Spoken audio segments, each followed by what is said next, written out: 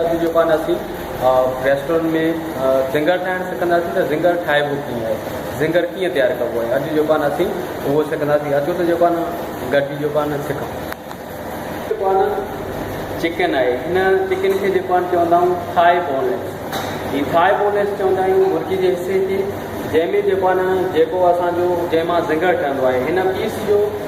हिन पीस उतां ई जेको आहे न जेके तव्हां चिकन वारे खे आर्डर ॾींदा आहियूं उहो इन हवाले सां ज़िंगर हवाले सां ठाहे ईंदा।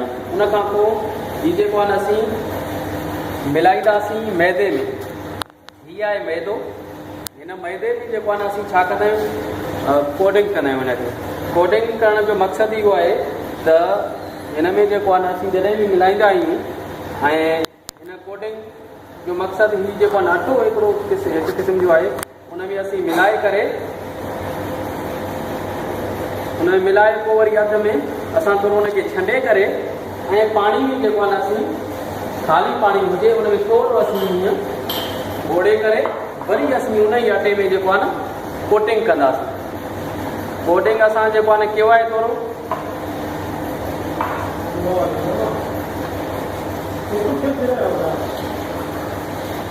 न कोटिंग खां पोइ असां हिनखे छंडींदासीं। हाणे छंडण खां पोइ असीं छा कंदासीं त हिन फ्रायर मतिलबु ही मशीन फ्रायर आहे, रेस्टोरेंट में मशीन फ्रायर हूंदो आहे। घर में असीं कंहिं बि तई में जेको आहे न विझी करे ऐं उहो जंहिंमें गेर जेको आहे न आयल विझी करे उन में असीं गरम कंदासीं जेको आहे। हाणे हीअ जेको आहे न असांजो ज़िंगर ठहे थो पियो।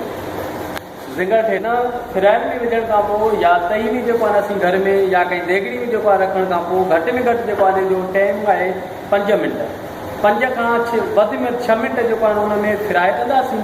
उन फ्राए खां पोइ 6 मिंट खां पोइ असीं उनखे फ्रायर मां कढंदासीं ॿाहिरि। जेको जॾहिं फ्रायर में ज़िंगर फ्रायर करे उन खां पोइ असीं हींअर जेको आहे न हिन बर्गर बन आहे, हीअ बर्गर बन हूंदो आहे जंहिंमें जेको आहे न असीं इस्तेमालु ज़िंगर बर्गर ठाहींदा आहियूं।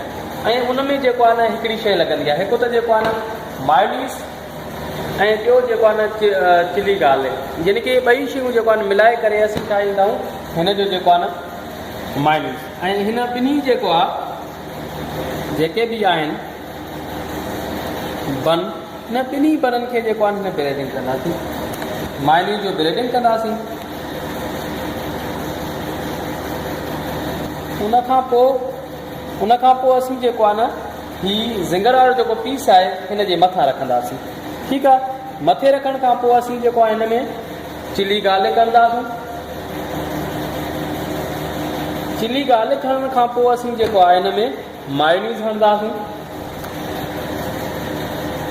मायोनीज़ हणण खां पोइ असीं जेको आहे न वरी हिन बन खे मथां रखंदासीं। मथे रखण खां पोइ असांजो जेको ज़िंगर आहे बिल्कुलु रेडी आहे। उन खां पोइ हाणे रेडी थी वियो आहे ऐं हिकिड़े जेको आहे हुन में आहे त तव्हां हिनखे 2 हिसनि में बि विरहाए सघो था, कटे करे 2 हिसनि में जीअं आसानी सां खाइजे। हीअ असांजो दोस्तो ज़िंगर ठाहिण जो तरीक़ो त ज़िंगर कीअं ठाहिजे। ऐं अॼु जेको आहे इहो सिखंदे ॿिए जेको आहे न हुन में अञा असां ॿियूं शयूं जो आहे सिखंदासीं। तव्हांजी वॾी महिरबानी।